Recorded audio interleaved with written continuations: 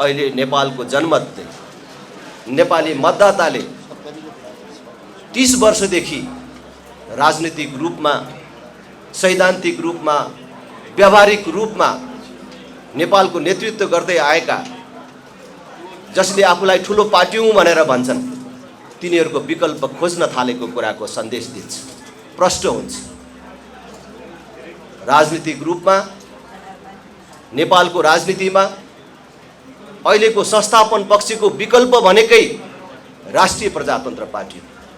नेपाली जनताको विकल्पको खोजीमा हामीले आफूलाई खरो उतार्नुपर्छ र नेपाली जनताले खोजेको विकल्प राष्ट्रिय प्रजातन्त्र पार्टी नै हो भन्ने विश्वास दिलाउने ढङ्गले हामीले हाम्रो प्रयास र प्रयत्नहरू तत्काल प्रारम्भ गरिहाल्नु पर्दछ र हामीलाई ढिलो गर्ने, पर्खने कुनै पनि प्रकारको छुट र सुविधा छैन। निर्वाचन अहिलेको जुन ढङ्गले भइराखेको छ, अहिलेको व्यवस्था अन्तर्गतका निर्वाचनका जुन ढाँचाहरू छन् अथवा तरिकाहरू छन्, त्यो सहज छैन। हामी सबैलाई थाहा छ, सत्ताको दुरुपयोग, स्रोत साधनको दुरुपयोग, तर त्यसका बावजुद पनि हामीले यही प्रणालीभित्र आफूलाई खरो उतारेर हामीले विजय प्राप्त गरेर यस प्रणालीमा सुधार गर्नुको विकल्प छैन। त्यसकारण कठिन र चुनौतीपूर्ण भए पनि आगामी निर्वाचन हाम्रो पक्षमा हुने शुभ सङ्केतहरू देखिन थालेका छन्। उठ्ने बित्तिकै जितिने होइन। निर्वाचन जित्नको लागि चाहिने निश्चित रणनीतिहरू हुन्छन्, त्यसको प्रयोग हामीले गर्नुपर्दछ। हामीले यो स्थानीय तहमा भएका कमी कमजोरीबाट हामीले शिक्षा लिनुपर्दछ।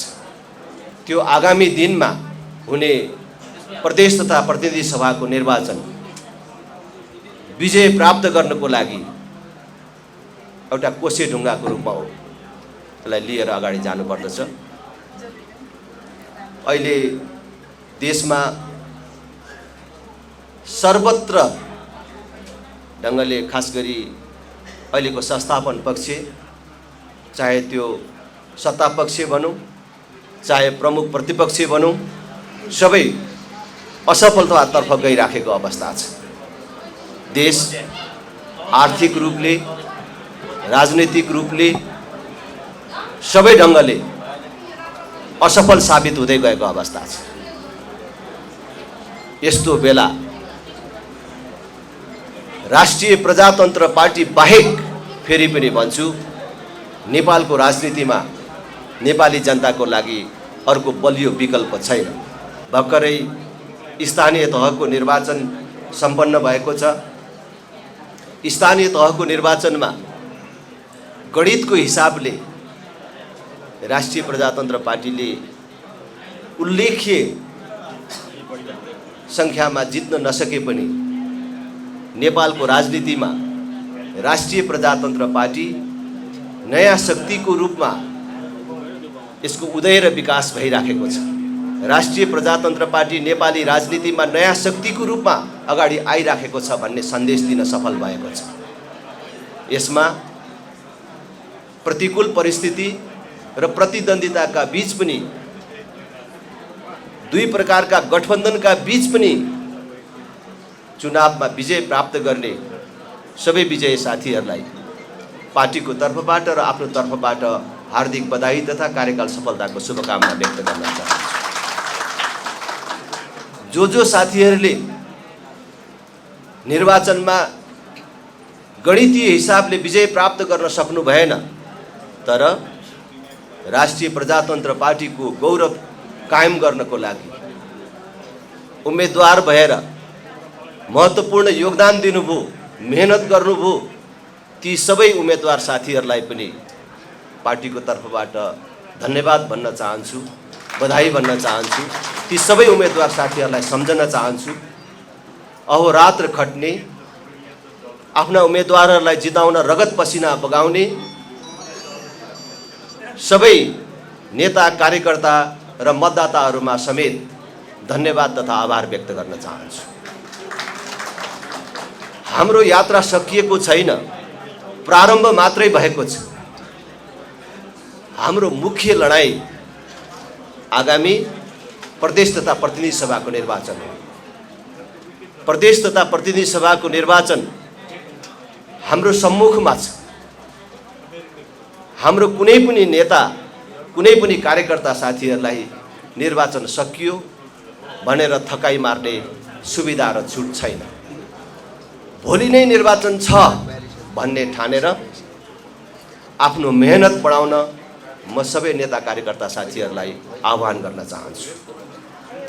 अहिले देशले एउटा बलियो विकल्प खोजिराखेको छ। त्यसको सन्देश देशको राजधानी काठमाडौँ, धरान, धनगढी लगायतका ठाउँमा मतदाताहरूले स्वतन्त्र उम्मेदवारहरूलाई विजयी गराएर दिइराखेका छन्। त्यसले प्रष्ट सन्देश दिएको छ। अहिले नेपालको जनमतले, नेपाली मतदाताले 30 वर्षदेखि राजनीतिक रूपमा, सैद्धान्तिक रूपमा, व्यावहारिक रूपमा नेपालको नेतृत्व गर्दै आएका, जसले आफूलाई ठुलो पार्टी हुँ भनेर भन्छन्, तिनीहरूको विकल्प खोज्न थालेको कुराको सन्देश दिन्छ, प्रष्ट हुन्छ। राजनीतिक रूपमा नेपालको राजनीतिमा अहिलेको संस्थापन पक्षको विकल्प भनेकै राष्ट्रिय प्रजातन्त्र पार्टी हो। नेपाली जनताको विकल्पको खोजीमा हामीले आफूलाई खरो उतार्नुपर्छ र नेपाली जनताले खोजेको विकल्प राष्ट्रिय प्रजातन्त्र पार्टी नै हो भन्ने विश्वास दिलाउने ढङ्गले हामीले हाम्रो प्रयास र प्रयत्नहरू तत्काल प्रारम्भ गरिहाल्नुपर्दछ र हामीलाई ढिलो गर्ने, पर्खने कुनै पनि प्रकारको छुट र सुविधा छैन। निर्वाचन अहिलेको जुन ढङ्गले भइराखेको छ, अहिलेको व्यवस्था अन्तर्गतका निर्वाचनका जुन ढाँचाहरू छन् अथवा तरिकाहरू छन्, त्यो सहज छैन। हामी सबैलाई थाहा छ। सत्ताको दुरुपयोग, स्रोत साधनको दुरुपयोग, तर त्यसका बावजुद पनि हामीले यही प्रणालीभित्र आफूलाई खरो उतारेर हामीले विजय प्राप्त गरेर यस प्रणालीमा सुधार गर्नुको विकल्प छैन। त्यसकारण कठिन र चुनौतीपूर्ण भए पनि आगामी निर्वाचन हाम्रो पक्षमा हुने शुभ सङ्केतहरू देखिन थालेका छन्। त्यसलाई मतदानमा, व्यवहारमा, आकारमा परिणत गर्नको लागि म फेरि पनि भन्छु, यो भएका निर्वाचनमा हाम्रो रहेको कमी कमजोरीहरूबाट समेत छुइदियो। त्यही हो।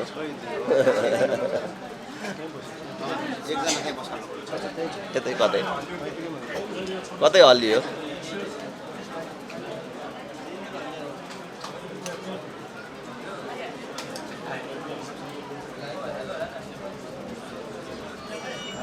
लाइनमा त्यहाँ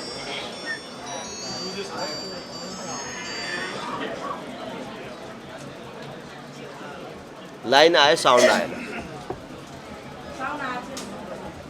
आयो, त्यहाँ भोल्युम मऱ्यो, भोल्युम बढाउँ। हामीले हाम्रा कमी कमजोरीबाट शिक्षा लिएर अगाडि बढ्नुपर्छ। निर्वाचन उठ्ने बित्तिकै जितिने होइन। निर्वाचन जित्नको लागि चाहिने निश्चित रणनीतिहरू हुन्छन्, त्यसको प्रयोग हामीले गर्नुपर्दछ। हामीले यो स्थानीय तहमा भएका कमी कमजोरीबाट हामीले शिक्षा लिनुपर्दछ। त्यसकारण सबै साथीहरूलाई मेरो अनुरोध छ, यो स्थानीय तहको निर्वाचन हामीले जुन ढङ्गले उपयोग गर्यौं त्यो आगामी दिनमा हुने प्रदेश तथा प्रतिनिधि सभाको निर्वाचन विजय प्राप्त गर्नको लागि एउटा कोसे ढुङ्गाको रूपमा हो, त्यसलाई लिएर अगाडि जानुपर्दछ। अहिले देशमा सर्वत्र ढङ्गले खास गरी अहिलेको संस्थापन पक्ष, चाहे त्यो सत्ता पक्ष भनौँ चाहे प्रमुख प्रतिपक्ष भनौँ, सबै असफलतातर्फ गइराखेको अवस्था छ।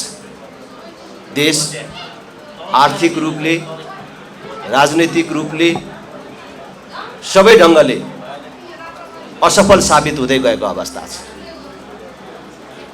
यस्तो बेला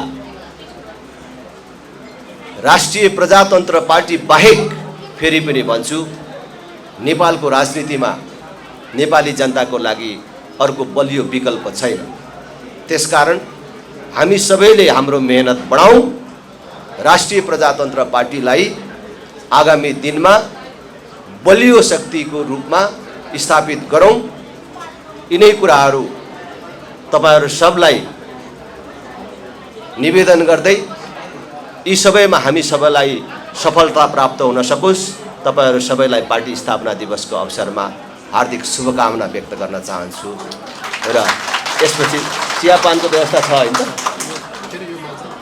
हजुर के छ? यसपछि केही निर्वाचित साथीहरू आइपुग्नु भएको छ। उहाँहरूको स्वागत सम्मानपछि चियापानको व्यवस्था सचिवालयले गरेको छ। स्थापना दिवसको अवसरमा चियापान गरेर गइदिनु हुन तपाईहरु सबलाई हार्दिक अनुरोध गर्दै बिदा हुन्छु। धन्यवाद। जय राष्ट्र, जय जनता। आज राप्रपाको 33औं जुन स्थापना दिवस छ र आज गणतन्त्र दिवस पनि हो। गणतन्त्र देशभरि नै उल्लासमय तरिकाले मनाइरहेछ। यसमा चाहिँ तपाईले गणतन्त्र दिवसको उपलक्ष्यमा शुभकामना सन्देश नेपाली जनतालाई दिनुपर्दा कसरी दिनुहुन्छ? अब देशभरि उल्लासमय रूपमा मनाइरहेछ भन्नु केका लागि उल्लासमय मनाउने भन्ने भयो कि हामीले गणतन्त्र आइसके पछाडि निशुल्क पढ्न पायौँ कि, हामीलाई निशुल्क शिक्षा पाइयो कि, निशुल्क कतै विदेश जानबाट रोकियो कि, यो देशमा रोजगारी भयो कि, टाढा त टाढा धेरै टाढा जानु पर्दैन, पैसा तिरेर युरिया मल ल्याएर किसानले उत्पादनमा किनेर हाल्न पायो कि, पैसा तिरेर तपाईको किसानले कतै तपाईको आज यो देशमा तपाईको आफूले उत्पादन गरेका टमाटर खाने वस्तुहरू बेच्न सक्यो कि भने यो गणतन्त्र दिवस जसरी उल्लासमय तपाईहरुले भन्नुभयो, सीमित केही शासकहरूले चाहिँ उल्लासमय मनाए भयो, रात दिनै मनाए पनि भयो, दिनदिनै मनाए पनि भयो, तर आम सर्वसाधारण जनतालाई गणतन्त्रको वास्तविक गणतन्त्र यो हुँदा पनि होइन। र वास्तविक गणतन्त्रमा चाहिँ जनताबाट प्रत्यक्ष निर्वाचित कार्यकारी हुन्छ भने यहाँ त जनताबाट प्रत्यक्ष निर्वाचित कार्यकारी पनि छैन। र अर्को कुरा चाहिँ यो गणतन्त्र वास्तवमा अहिले वास्तविक गणतन्त्र होइन, जनताले उल्लासमय मनाएका छैनन्, केही तपाईको शासकहरूले मनाएको कुरा हो। तर पनि हामी भन्छौँ जनताको सार्वभौमिक अधिकार र जुन जसरी एउटा गणतन्त्र ल्याउनेका नाममा एउटा गनाउने तन्त्र ल्याउनु भयो उहाँहरूले, र अझै पनि हाम्रो आग्रह अनुरोध के छ भने यो किसिमको गणतन्त्रले यो देशलाई कहिले पनि विकासतिर लाँदैन, यसले विनाशतिर लान्छ। हामी सङ्घीयता धान्न सक्दैनौँ। आज देशको अहिले बिहान मात्रै यो देशको आज वैदेशिक ऋण 18 खर्ब रुपैयाँ छ। 18 खर्ब रुपैयाँ वैदेशिक ऋण हुँदा 63,000 भन्दा बढी एकजना व्यक्तिको टाउकोमा आउँछ। देश चाँडै श्रीलङ्का बन्ने बाटोमा अग्रसर भएको अवस्था छ। र आज हामी विदेशीसँग ऋण मागेर यो देशमा परदेशहरू पालिरहेका छौँ, विदेशीसँग ऋण मागेर नेपालका कर्मचारीको तलब भत्ता खुवाइरहेका छौँ, विदेशीसँग ऋण मागेर हामीले प्रदेशका मन्त्री र मुख्यमन्त्रीहरूलाई आज हामीले व्यवस्था गरिरहेका छौँ, विदेशीसँग अरबौँ खरबौँ पैसा ऋण मागेर आज हाम्रा शासकलाई हुर्काइरहेका छौँ। यो अन्त्य नगर्दासम्म यो मुलुकको निकास पनि हुँदैन, यो देशको विकास पनि हुँदैन। राप्रपाले विशेष गरेर 33औं स्थापना दिवस मनाइरहँदा र स्थानीय चुनाव पनि सकिएर लगभग मत परिणाम सबै ठाउँको आइसक्यो र अहिलेको मत जनताको जुन अभिमतलाई हेर्ने हो भने तपाईहरूले देशभरि नै एक किसिमले उम्मेदवारहरू दिनुभएको थियो, तपाईहरूको पक्षमा पनि खासै जनमत आएन, तपाईहरूको विचार जनताले मन पराउँदैनन् भन्ने काठमाडौँको मतदाताहरूले पनि देखाइदिए। आज पनि यही मुद्दा बोकेर हिँडिरहेर अब चाहिँ फेरि तपाईहरू देशको पहिलो पार्टी यो पार्टी बन्छु भन्ने कुरा भ्रम मात्रै होइन? होइन तपाईँहरूलाई कस्तो छ भने स्थानीय तहको चुनावमा पार्टीका राष्ट्रिय एजेन्डाले केही पनि असर गर्दैन र पार्टीका राष्ट्रिय एजेन्डामा स्थानीय तहमा भोट हाल्ने पनि होइन भन्छु किनभने स्थानीय तहमा स्थानीय एजेन्डा हुनुपर्छ जस्तै जुम्लामा कस्तो किसिमको सरकार चाहिन्छ त्यहाँको हावापानी माटो कस्तो किसिमको छ त्यही प्रकारको एजेन्डाहरू बन्नुपर्छ र पार्टीको राष्ट्रिय एजेन्डामा स्थानीय तहको न कुनै असर पर्छ न कुनै त्यसको महत्त्व पनि छैन स्थानीय तह त स्थानीय उम्मेदवारले त्यहाँ गरेको क्षमता त्यहाँका एजेन्डामा निर्भर रहने कुरा हो र अर्को एउटा कुरा के छ भने हामी अब अहिले चुनाव हामी सङ्घमा जाँदैछौँ र देश र मुलुक बनाउने हो भने स्थानीय तहमा जुन परिवर्तन भयो यो परिवर्तन पनि अहिलेको यो व्यवस्थामाथिको हावी हो र अर्को एउटा कुरा के हो भने अब स्थानीय तहमा जस्तै उदाहरणका लागि मान्नुहोस् एउटा बैतडीको एउटा गाउँपालिकामा राम्रै मान्छेले चुनाव जित्नुभयो तर उहाँलाई दिने बजेट त केन्द्र सरकारले पठाउने हो जब नेपाल देश नै खोक्रो भयो भने त्यहाँ पैसा कसरी जान्छ अब स्थानीय तहमा जहाँ जसरी अहिले मतदाताले नयाँ अनुहारहरू ल्याउनु भयो तपाईँलाई धेरै धेरै धन्यवाद छ ठुल्ठुला दलहरू पछार्नुभयो त्यो पनि धेरै धेरै धन्यवाद छ तर अब स्थानीय तहमा मात्र परिवर्तन भएर यो मुलुक बन्दैन अब यो सिङ्गो देश परिवर्तन गर्नका लागि नयाँ विकल्पका साथ यो देशको माटो र यो देशको भूमि सुहाउँदो सिद्धान्त व्यवस्था र जनताको दैनिक जीवन परिवर्तन गर्ने किसिमको अवस्था परिवर्तनका लागि आउने चुनावमा सबैले भोट गर्नका लागि हामी हार्दिक अपिल र अनुरोध पनि गर्न चाहन्छौँ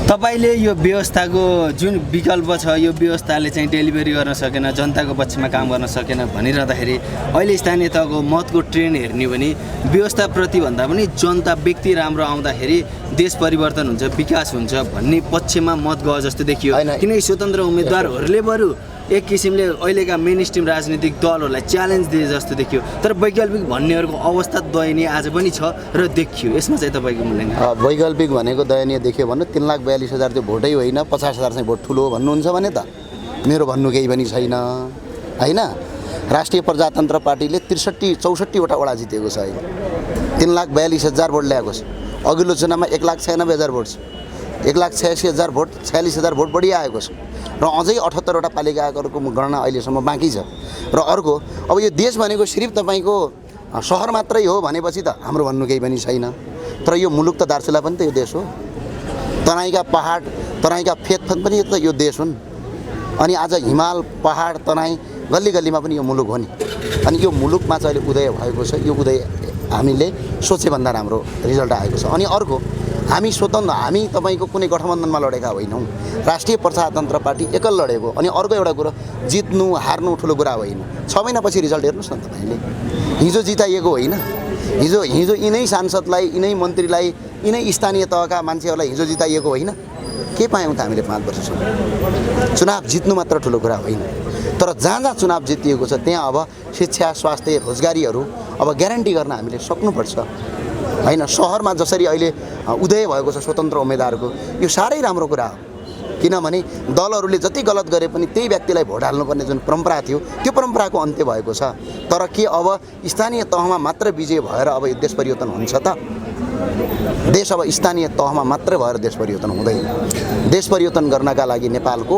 सदनभित्र छिरेर कानुन बनाउनुपर्छ राप्रपाको 33औं स्थापना दिवस मनाइरहँदा आज पनि राप्रपा पार्टीलाई के भनेर आरोप लगाइन्छ भन्दा पञ्चीहरूको पार्टी हो र पञ्चीको धङधङी जुन छ एउटा राजाले प्रशासकीय एकाइको रूपमा गठन गरेको पार्टी हो त्यो हिसाबले चाहिँ जनतामा जुन हिसाबले छोइन पर्ने हो टच हुनुपर्ने हो त्यो राप्रपामा आजका दिनमा पनि देखिँदैन भनेर आरोप लगाइन्छ यसलाई चाहिँ कसरी खण्डन यो आरोप राष्ट्रिय प्रजातन्त्र पार्टीले देशको माटो सुहाउँदो के यो देशमा तपाईँको जनताबाट प्रत्यक्ष निर्वाचित पार्लामेन्ट चाहिन्छ भन्नु यो देशको हित विरुद्ध हो के तपाईँको यो देशमा वैदिक सनातन सहितको तपाईँको राष्ट्र चाहिन्छ भन्नु के अपराध हो जो तपाईँ पनि कर्मले हुनुहुन्छ अनि के तपाईँको यो देशमा स्थानीय तह त ठिक छ प्रदेशहरू पाल्न सक्दैनौँ भनेर यसको विरुद्धमा विकल्प खोज्नु के तपाईँको जनताको विरुद्धको काम हो होइन के व्यक्तिलाई लागेको विषयवस्तु हो र हामी अहिले सोचेभन्दा राम्रो रिजल्ट ल्याएका छौँ र जहाँ जहाँ हामीले चुनाव जितेका छौँ त्यहाँ अब हामी राम्रो गर्ने कोसिस गर्छौँ शिक्षा स्वास्थ्य रोजगारहरू एउटा मोडल प्रस्तुत गर्छौँ त्यसले जनताको दैनिक जीवनमा परिवर्तन गर्ने कुरा छ अब सँगमै पुगेर देशको आर्थिक व्यवस्था सुधारका लागि नयाँ कार्यक्रमका साथ हामी अगाडि बढ्छौँ र अर्को कुरा चुनाव भनेको हारजित हुने कुरा हो चुनाव भनेको कस्तो रहन्छ भने कति हुन्छ 100वटा भोट आउँदाखेरि 100 भोट ल्याउनेले जित्छ 99 भोट ल्याउनेले हार्छ अब त्यो 99 भोट त भोटै होइन भन्न मिल्दैन नि त त्यो पनि त जनताको जनआधार हो यो हिसाबले हामीले जानुपर्छ। र अर्को एउटा विषयवस्तु के हो भने अहिले कस्तो छ अवस्था, नेपालको पत्रकारहरू तपाईँको अहिले बाँच्न सक्ने अवस्था छैन। अर्थतन्त्र कस्तो भएको छ, विद्यार्थीहरू पढ्न नसक्ने अवस्था छ, युवाहरूलाई रोजगार छैन, किसानहरूलाई तपाईँको मल बिउ छैन। आज तपाईँको देश 18 खर्ब वैदेशिक ऋणमा छ। कुनै न कुनै दिन यो देश श्रीलङ्काको हालतमा पुग्दैछ। यसलाई परिवर्तन गर्ने कि नाचगान गरेर रमाउने, यो विषयवस्तु चाहिँ अब सबभन्दा गम्भीर छ। अनि अर्को कुरा तपाईँले राजाको भन्नुभयो, हामीलाई गौरव छ। आज जुन भूमिमा उभिएका छौँ यो भूमि पनि राजाले आर्जेको भूमि हो, हिजो राज संस्थाले बनाएको भूमि हो। यसमा हामी गौरव महसुस गर्छौँ। अब कसैलाई गौरव लाग्दैन, कसैलाई ठिक लाग्दैन भने त्यो उहाँहरूको विषयवस्तु, त्यो पाउने अधिकार छ, उहाँहरूले त्यो अधिकार प्रयोग गर्नुहुन्छ। तर राजा भन्दैमा तपाईँको आत्तिनुपर्ने, राजा भन्दैमा छुसी र दुरदुर गर्नुपर्ने कुनै अवस्था छैन। किनकि राजाले न त भ्रष्टाचार गर्नुभएको छ, न त चोरी गर्नुभएको छ, न त यी नेताहरूको जस्तो कहीँ कतै डकैत गर्नुभएको छ, न कतै गएर कसैको हत्या गर्नुभएको छ, न कसैको हिंसा गर्नुभएको छ, न कहीँ कतै यो देशको भूभाग मिच्नु भएको छ, बेच्नु भएको छ। बरु यो देश र भूभागलाई आर्जित गर्ने काम गर्नुभएको छ। आज तपाईँ जुन भूमिमा उभिनु भएको छ, आज म जुन भूमिमा उभिएको छु, यो भूमि पनि राज संस्थाले आर्जेको भूमिमा उभिएर हामीले बोलिरहेका छौँ। तपाईँले यो भूमि राजाले आर्जेको भनिरहँदा राजा र प्रजाको बिचमा एक किसिमले एकता भएर भूमि या देश बन्ने प्रक्रिया नेपालमा मात्रै होइन विश्वमै त्यही किसिमको ट्रेन्ड छ। कोही कसैले कब्जा गरेर त्यो देशहरू बने भने कोलोनीको रूपमा बने, कोही चाहिँ जनता र प्रजा मिलेर एक किसिमले देश बन्यो। र नेपाल बनिरहँदाखेरि राजाले स्वाभाविक हिसाबमा नेतृत्व लिनुभयो होला, तर अहिले तपाईँ एउटा युवा नेता पनि हिसाबले एउटा सक्षम मान्छे नेतृत्वमा आउनुपर्छ भनेर त्यो मुद्दालाई बहसको रूपमा लान छोडेर एउटा अमुक एउटा खानदानलाई चाहिँ हेड अफ द स्टेट मानौँ भन्ने कुरा अबको 21औं शताब्दीमा त सुहाउँछ, स्वाभाविक हो। बडा क्रान्तिकारी बन्नुभएछ पत्रकार साथी। बेलायतमा सोधिदिनुहोस् न, बेलायत चाहिँ झन्डै बेलायत चाहिँ नेपालभन्दा त धेरै विकसित देश हो नि, त्यहाँ राजा किन छ? साउदी अरबमा हामी काम गर्न मजदुर भएर जान्छौँ, त्यहाँ राजा किन छ? जापानमा हाम्रा साथीहरू मजदुर गर्न जानुहुन्छ, त्यहाँ राजा छ। स्पेनमा राजा छ। अनि त्यहाँ उनीहरू चाहिँ क्रान्तिकारी नहुने, अनि हामीहरू चाहिँ अनि अर्को राजाले, राष्ट्रपतिले के गर्नुहुन्छ यो देशमा? राष्ट्रपतिले आजसम्म यो देशको कहीँ कतै पुल बनाउनु भएको छ, कहीँ कतै शिक्षा र रोजगार दिनुभएको छ, कहीँ कतै व्यवस्थामा जनतालाई साँच्चै असर पर्ने काम भएको छ। अनि जनताबाट प्रत्यक्ष निर्वाचित कार्यकारी प्रधानमन्त्री भनेको विश्वको उत्तम किसिमको, सबभन्दा उत्तम किसिमको गणतन्त्र हो। हेड अफ द स्टेटमा राष्ट्रपतिको ठाउँमा राजा राखौँ भने क्यापासिटी त देखिहाल्नु हो, देख्नु भएन? एकजना दल र एकजना व्यक्तिको काममा काम गरेको। र अर्को एउटा विषयवस्तु के हो भने उग्र गणतन्त्रवादी भएर, र गणतन्त्रवादी नै होइन पहिला व्यक्तिवादी भएर यो देश उपगति लाग्दैन। देखिसक्यो त, 18 खर्ब ऋण कहाँबाट तिर्नुहुन्छ? ल भन्नुहोस् त। तपाईँको पनि ऋण छ 63,000, हाम्रो पनि छ टाउकोमा। तपाईँ अलि यहाँ जम्मा भएका सबै पत्रकारको टाउकोमा हो। छोराछोरी जन्मिँदाखेरि 63,000 अब तिर्नु बेला भयो। अनि यो गणतन्त्रको उपलब्धि होइन? 2062 सालमा नेपालको ऋण 29 अर्ब ऋण छ। आज तपाईँको 13 वर्ष पछाडि तपाईँको 18 खर्ब ऋण छ। यो ऋण कसले ल्यायो? त्यसो भने विदेशीसँग ऋण मागौँ, बडा क्रान्तिकारी बनाऊँ, अनि प्रदेश पाल्दै गरौँ। कति गयो? 8 खर्ब रुपैयाँ गयो अहिले सङ्घीय प्रदेशमा। अनि त्यो 8 खर्ब रुपैयाँ कहाँबाट ल्याएर तिर्नुहुन्छ ल भन्नुहोस् त? एउटा वैज्ञानिक बडा एक किसिमले इकोनोमीको स्टाइलले पनि सोचौँ न। हाम्रो अर्थव्यवस्थाले यो व्यवस्थालाई धान्छ कि धान्दैन सोचौँ, कहाँबाट तिर्ने? आज 20 लाख पर्ने गाडीलाई तपाईँको 60 लाख त भन्सार कर तिर्नुपर्छ। आज तपाईँको 100 रुपियाँ पर्ने तपाईँको एउटा तपाईँको 1 किलो चामललाई 200 रुपियाँ किन्ने पर्छ। 1 महिना 6 महिनामा तपाईँको पेट्रोल र डिजलको मूल्य तपाईँको 50 गुणाले बढेको छ भने यो के को लागि? यत्रो सङ्घीय व्यवस्थामा प्रदेशहरूलाई पाल्नका लागि, स्थानीय जनप्रतिनिधि पाल्नका लागि आज यो देशमा 130 भन्दा बढी मन्त्रीहरू छन्, 884 जना सांसद छन्, 8 जना भन्दा बढी राष्ट्रपतिहरू भएर बसेका छन्, 8 जना भन्दा बढी प्रधानमन्त्री छन्, 11 जना बराबर सभामुख छन् यो देशमा। उपसभामुखको त कुरै छोडौँ। अनि यस्तरी धान्न सकिन्छ? कहाँबाट तिर्ने ल भन्नुहोस् त? अब विदेशीसँग भिख माग्ने अनि यो व्यवस्था ठिक छ भने यिनलाई ऋण लाएर तिर्दै गर्ने हो भने पछाडि अब हाम्रो देश श्रीलङ्काको बाटोमा जान्छ। तपाईँ राप्रपाको प्रवक्ताको हिसाबले तपाईँहरूले राज संस्था र हिन्दू राष्ट्रको जुन मुद्दालाई एउटा राजनीतिक मुद्दा, एउटा जनताको बिचमा बहसको रूपमा त्यसैलाई मात्रै केन्द्रबिन्दुमा बनाएर छैन। हामीले त्यसलाई बनाएको राज संस्था र हिन्दू राष्ट्र आउँदा एउटा गरिबको चुलोमा कसरी बोल्छ? तपाईँलाई हो मजाले बताउँछु यसो। हिन्दू राष्ट्र अर्थात् बुद्ध सहितको वैदिक सनातन राष्ट्र आस्था मात्र होइन, इकोनोमी हो। कसरी बोल्छ यहाँ सुन्नुहोस्। विश्वका 121 करोड हिन्दूहरूमध्ये 10% हिन्दूलाई हामीले नेपाल भ्रमण गरायौँ। एकजनाले मात्रै तपाईँको 10,000 रुपैयाँ खर्च गर्यो भने हाम्रो 62 खर्ब रुपैयाँ यो देशमा आउँछ। त्यो 62 खर्ब रुपैयाँ कुनै खातामा जम्मा हुने होइन। होटल चल्छ, रेस्टुरेन्ट चल्छ, यहाँको व्यवसाय चल्छ। आज मक्का मदिनाको हालत के छ हेर्नु भएको छ? आज इजरायलको हालत के छ? आफ्नो टोटल जिडिपीको 14% जिडिपी तपाईँको मक्का मदिनाको दर्शनार्थीबाट आएको छ। आज इजरायल जस्तो त्यत्रो ठुलो अर्थतन्त्र भएको देशको तपाईँको 26% जिडिपी जिसस क्राइस्टको दर्शनबाट आएको छ भने हाम्रो देशमा त्यो इकोनोमी आउँछ। र आज विश्वमा 58 करोड बुद्ध धर्मावलम्बी छन्। तिनीहरूको 10% मात्र नेपाल आइदियो भने 5.8 करोड नेपालमा आउँछन्। तिनीहरूले नेपालमा गर्ने खर्च 10,000 रुपैयाँ मात्र गऱ्यो भने 21 खर्बभन्दा बढी पैसा नेपाल भित्रिन्छ। त्यो पैसाले के हुन्छ? होटल चल्छ, रेस्टुरेन्ट चल्छ, तपाईँको जागिर पाइन्छ, व्यवसाय बन्छ, अनि यो देश कायापलट हुन्छ र एउटा गरिब बन्दैन, गरिब अब धनी बन्छ। तर यो आफूसँग भएको सुनको भाँडोलाई नचिन्ने, सुनको थालीलाई नचिन्ने, आफूसँग भएको सुनको थाली समातेर सडकको किनारमा गएर कचौरामा भिख माग्ने परम्पराको अन्त्य हुन अब यो देशमा आवश्यक छ। ल भन्नुहोस्, यो देश विकास हुने केले हो? के हामीले भारतीय कम्पनीका गाडी बेचेर यो देश बन्छ? के तपाईँको जर्मन र तपाईँको चाइनाका तपाईँको सामान बेचेर बन्छ? के तपाईँको अमेरिकाको एप्पल कम्पनीका आइफोन बेचेर यो देश बन्छ? यो देश बन्नका लागि कृषि अगाडि बढ्न पर्यो, पर्यटन अगाडि बढ्न पर्यो, हाम्रो स्रोत र साधनको प्रयोग हुन पर्यो। अनि राजाले कसरी असर पार्छ भन्दा आज गणतन्त्रमा प्रत्येक 5 वर्षमा एउटा राष्ट्रपति पाल्नुपर्छ। अब अहिले अस्ति रामरण यादव पूर्व राष्ट्रपति भइसक्नुभयो उहाँ। अब विद्या भण्डारी केही समयपछि पूर्व राष्ट्रपति उहाँ पनि हुनुहुन्छ। त्यसपछि अर्को पूर्व राष्ट्रपति, त्यसपछि अर्को पूर्व राष्ट्रपति। कतिजनालाई तपाईँको सुविधा र सेवा दिएर राख्ने जनताको? एकजना पूर्व राष्ट्रपतिले झन्डै 1 वर्षमा 8 करोडभन्दा बढी खर्च गर्छन्। अनि त्यो पैसा कहाँबाट ल्याउने भने एउटा स्थायित्वको लागि हो, धर्म संस्कृति परम्परा र आफ्नो अभिभावकको लागि हो, शासन गर्नका लागि होइन। जनताको जीवन त्यसरी सुध्रिन्छ। आज हेरेका छौँ हामी। ल भन्नुहोस् त, हामीसँग भएको सुनको थालीलाई सडकमा लगेर भिख मागिरहेका छौँ। अझ हामीले त्यो कुरा उठाएपछि हामीलाई गाली पनि गर्छन् केही साथीहरू, किनकि मानसिक रूपमा मान्छेलाई छिद्र बनाइएको छ। तपाईँले पनि क्वेसन सोध्नुभयो, किन तपाईँहरूलाई त्यही पढाइयो नि त, त्यही बुझाइयो, उत्तम कुरा गरियो, कसरी हुन्छ सम्भव? ल भन्नुहोस् त, आज एउटा अमेरिकाको विदेश मन्त्री सहायक मन्त्री आउँछ, नेपालका प्रत्येक तपाईँको तिब्बती शरणार्थी गएर गर्छ। आज युक्रेनको अवस्था देख्नु भएन? युक्रेनका जनताले त्यहाँको राष्ट्रपतिलाई भोट नहाले हो र जिताएको हो नि। एउटा सानो राजनीतिक चेतनाको कमीले गर्दा आज सिर्फ युक्रेन मात्र सकिएन, युक्रेनका झन्डै 50 लाखभन्दा बढी जनताको जीवन सकियो। त्यति असर पर्छ। यो देशको माटो र भूगोल सुहाउँदो सिद्धान्त आवश्यक छ। हामीले चाइना, भारतलाई र अन्य मुलुक पश्चिमा देशहरूलाई कजाएर बस्न सक्यौँ भनेपछि मात्र हाम्रो देश सुरक्षित हुन्छ, होइन भने युक्रेनको हालत हुन्छ।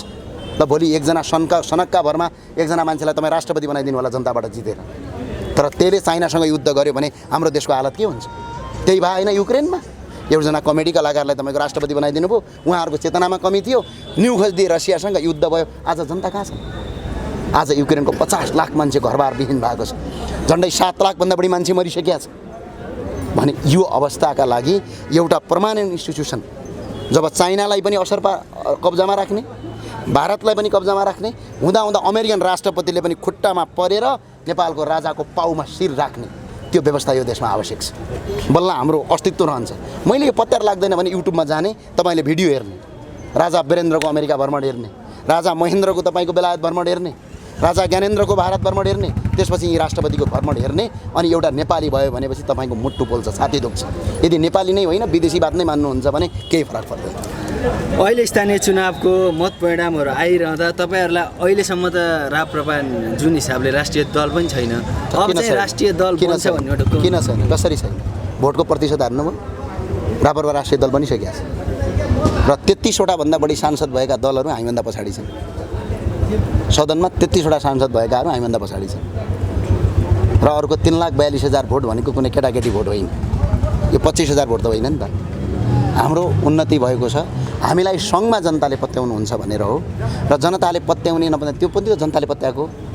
हिजो सुर्खेत वीरेन्द्रनगरमा 2500 भोट थिएन, आज 10,000 भोट आएको छ। हिजो 400 भोट भएको ठाउँमा आज तपाईँको 35-30 तपाईँको 36-40,000 भोट छ। एउटै जिल्लामा 50, 55, 60, 80, 90,000 भोट छ। अनि यो भोट होइन के सिट जित्दा? अनि तपाईँले यो क्वेसन सोध्नेले तपाईँले यी नेताहरूले पैसा बाँड्दाखेरि कहाँ हुनुहुन्थ्यो भन्ने कुरा पनि हो क्या। त्यतिखेर त्यो भिडियो त आयो त। अनि यो चुनाव के साँच्चै तपाईँ ट्रु एन्ड फेयर भयो भन्नुहुन्छ? 2-4वटा सहरमा राम्रो चुनाव भयो तर सबै गाउँमा त भएन नि त। अनि अर्को एउटा विषयवस्तु के हो भने हामी ठुलो भयौँ कि सानो भयौँ भन्ने कुरा होइन। हामीले एउटा सिट जिते पनि हामी त्यो बाटोमा 1000 माइलको लामो यात्रा एक पाइलाबाट सुरु हुन्छ। यो यात्रा हो। हामीलाई एउटा जिते पनि हामीलाई काफी थियो, तर उपत्यकाभित्र त हामीले एउटा नगरपालिका जितिसक्यौँ।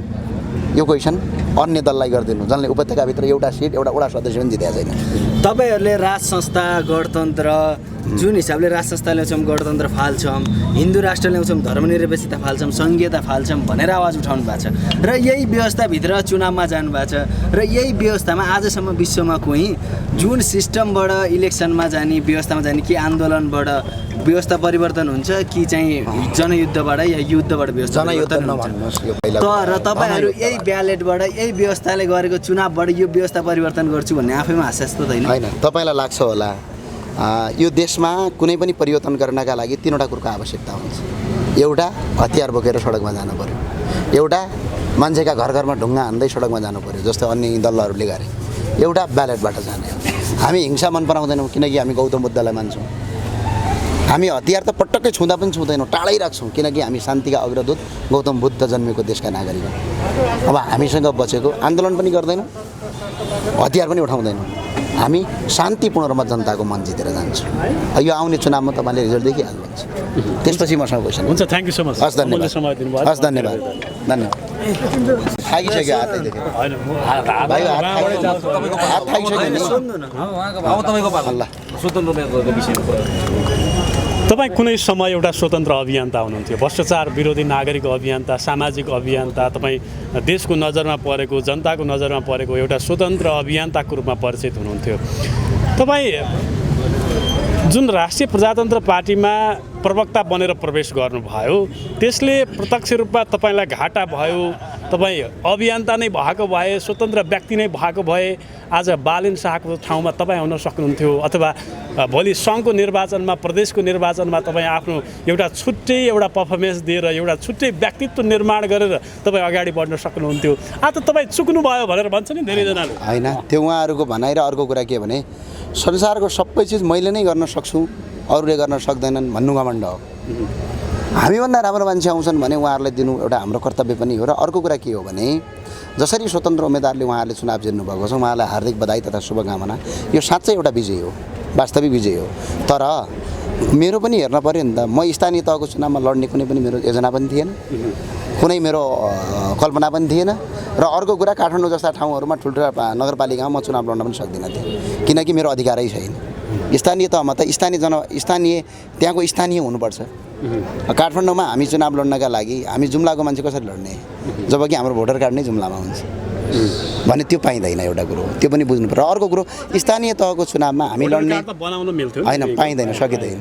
किनभने यो चाहिँ के हुन्छ भने बसाइसराई सर्नुपर्छ, हाम्रो जग्गा समी सम्पत्ति हुनुपर्छ यहाँ, अनि त्यो हाम्रो सम्भावनै छैन। र अर्को कुरा जसरी अहिले स्वतन्त्र उम्मेदवारहरू आए, यी उम्मेदवारहरूले अब त काम गर्छन् भन्ने कुरा हामीलाई आशावादी हो नि त, त्यो त राम्रो कुरा हो नि त।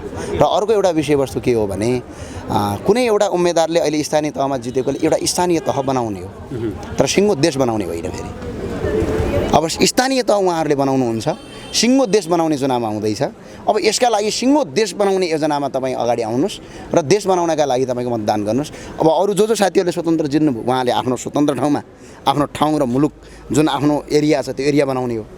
तर अब सङ्घमा आएर देशको कानुन नीति परिवर्तन गरौँ, त्यसका लागि अब सङ्घमा पनि परिवर्तन गरौँ न त।